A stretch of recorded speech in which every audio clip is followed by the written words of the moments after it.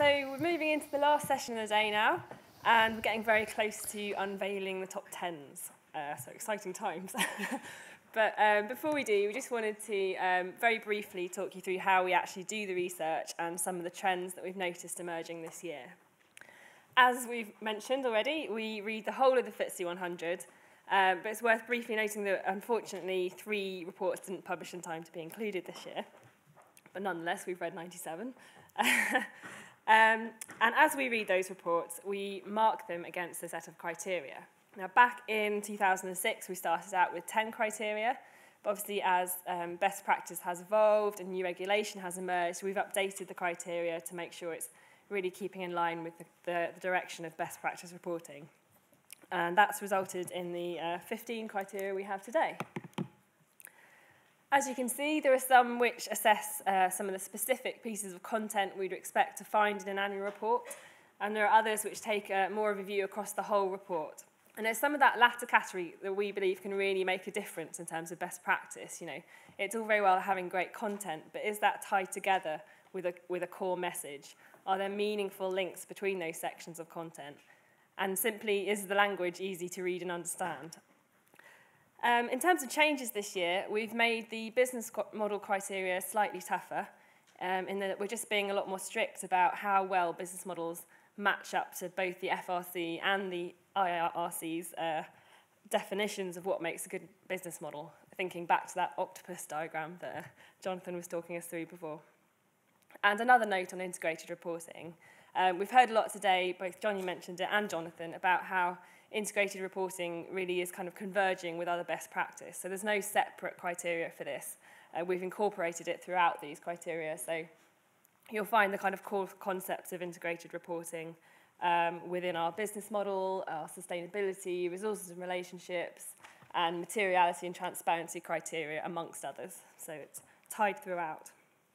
And the criteria are a qualitative assessment by design. So we really kind of make a judgment on the quality and the depth of the content rather than merely kind of ticking a box to say that content is present.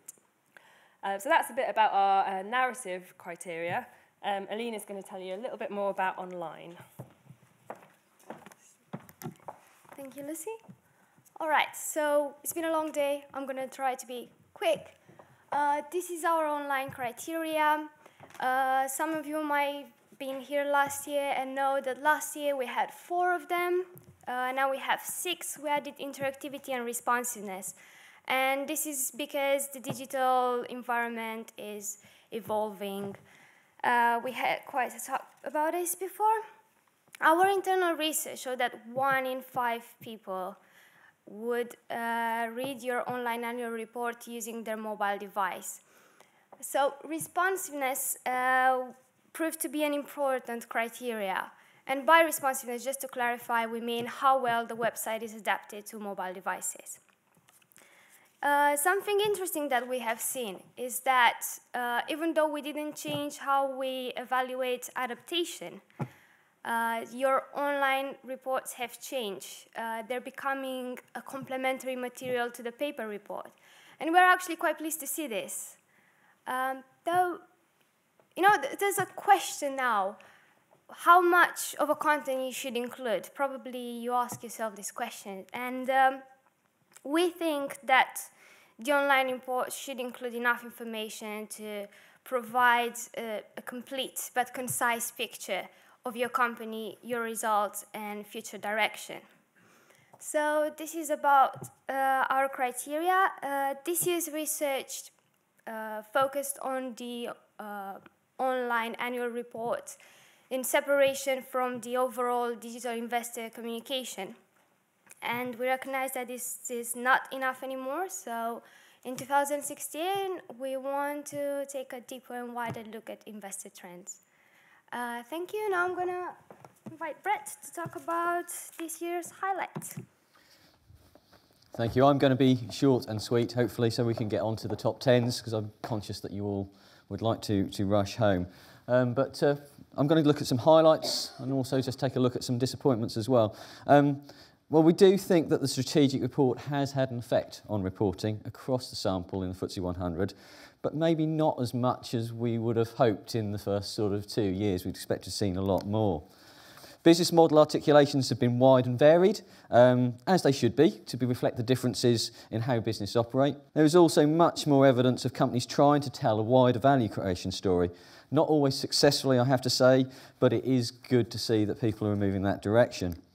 Marketplace context is getting better outside of the top performers, linking performance to the market environment.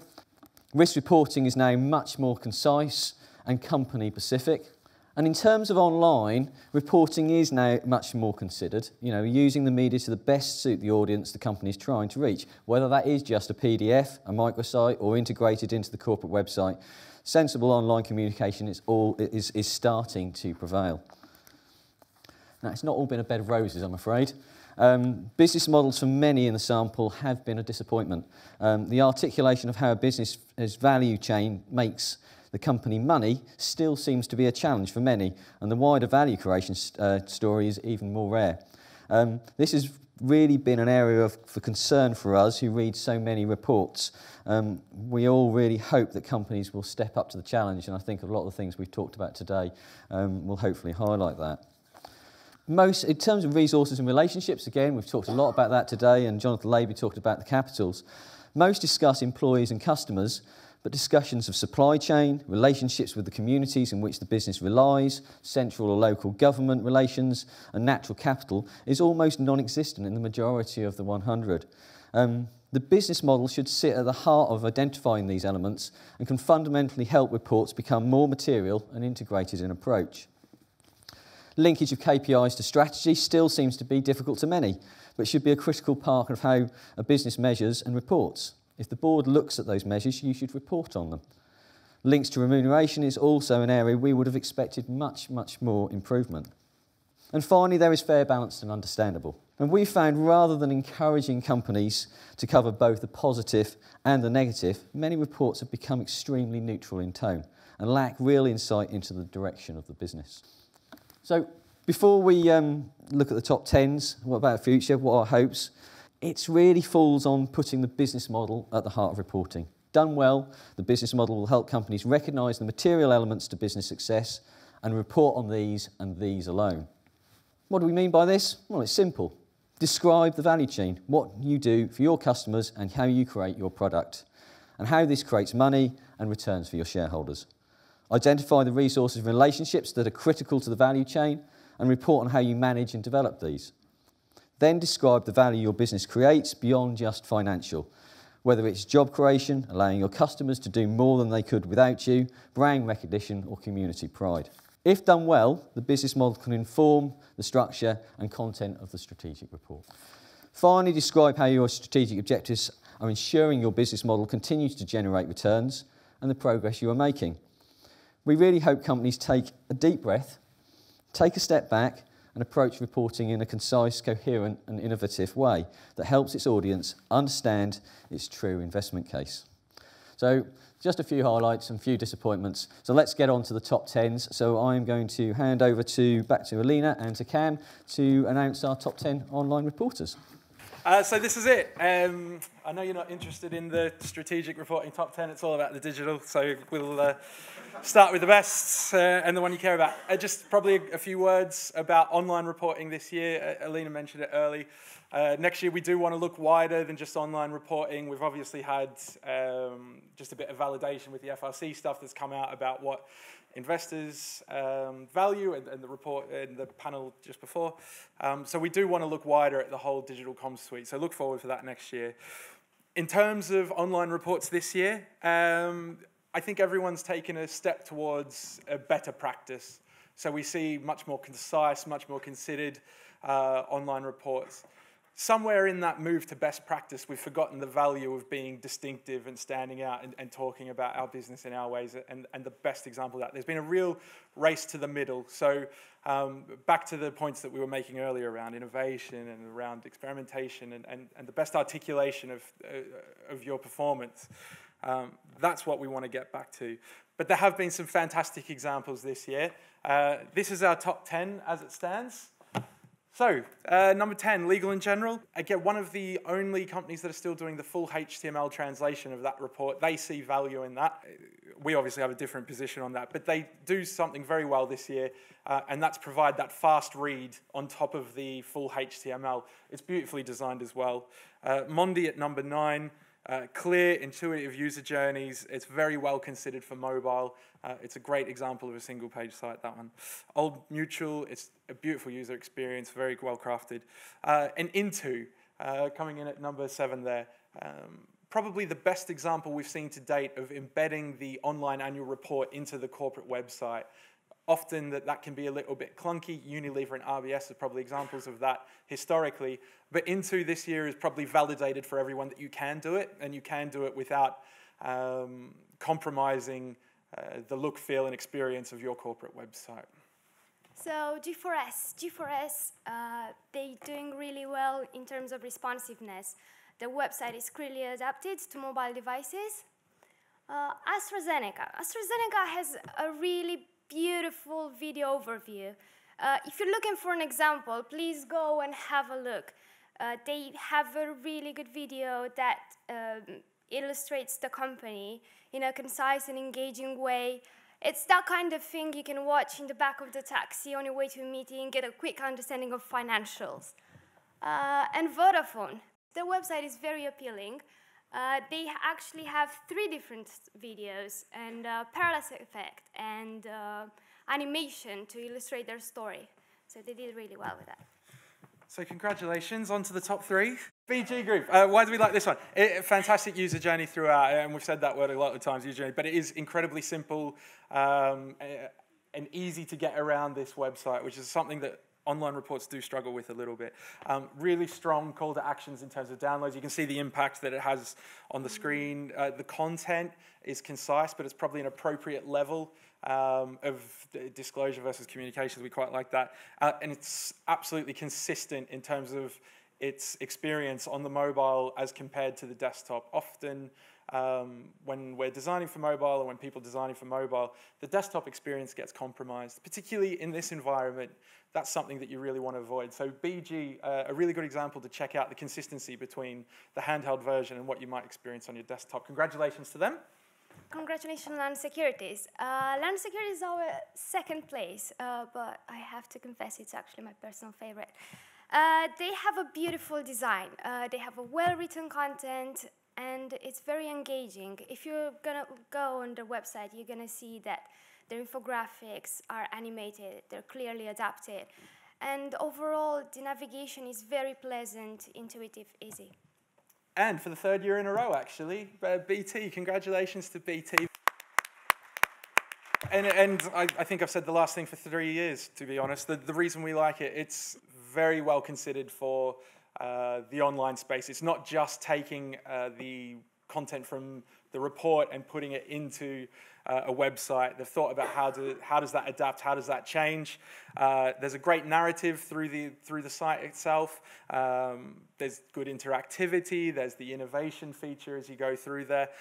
It's one of those things that's engaging, but still material to what they're talking about. I would say, in terms of this website, it's a really good example of digital communications full stop, away from reporting.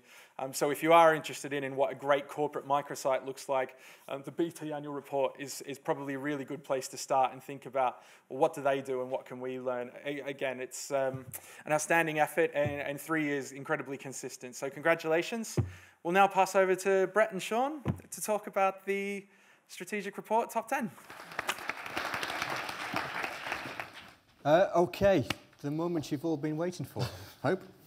The top 10 narrative reporters. Okay, number 10. Marks and Spencer's, I don't think it's been out of the top 10 in the time we've been doing this. Still in the top 10 this year. Look at this report for an example of a clear, concise, and well-written annual report. A new entrant at number 9, Intercontinental Hotels Group. Lots of nice things in this report, but the thing I would direct you to is the business model as a really nice way of showing how the business makes money. It's just a good way to start looking at your business model and describing it. Another new entrant at number 8, Antofagasta, Chilean miner. This one, the takeaway for this, the bit I would direct you to is its discussion of resources and relationships and how it uses those to create value. And number 7, British land. You see the strapline there, people prefer places. Good strapline, but very good in the way of messaging. And if you're looking for messaging, it's a nice example of how this comes through the whole report. A nice way of bringing together the various elements of the report. So British land, number 7, but some really good messaging there. Okay, at number 6 is Lloyds Banking Group. This is at number 6, up from 10th last year. I think the thing that really stands out within this is actually the ability to demonstrate a change in the strategy with the business. They have obviously had a very strong strategy going forward. They made it very clear that that strategy was going to evolve, and they talk about that incredibly articulated well. At number 5 is Arm Holdings. At number 5, they were at number 9 last year, so they've moved up again. They do keep appearing in our top 10s, and there's good reason for it. One of the things they do fantastically well is show great linkage between all the different elements of the report. So this report really does tell one coherent story. And then at number 4 is AstraZeneca. We've heard a lot from Martin today about the report, just missing out on 3rd spot. And as I said, we've already heard from Martin today, and it really is one of those guiding lights in terms of reporting, in terms of the integrated approach. Okay, number 3, Vodafone. Really nice example of the way they describe the changes in the industry, those opportunities and challenges, and then talks about the strategy and how they're realising those opportunities and meeting those challenges. So a really detailed, coherent strategic narrative. KPIs linked to the strategy. You've heard today how important that is, that kind of spine that going through the report, and forward-looking and personal as well. Okay. And at number 2 is Land Securities. Land Securities was joint number 1 last year, and they have been consistently appearing in our How Does It Stack Up for the past 10 years. Basically, they score highly across all of our criteria, but there are certain areas that I would really recommend you to go and take a look at. Go to their corporate governance section and have a look at that. Again, everything that Peter Swarby has been talking about today, you will see that within their governance reporting. And in fact, it's the highest score in our sample. Nobody else could compare to them in terms of corporate governance. I'd also, as well, we've talked a lot about risks today and about actually talking about risks.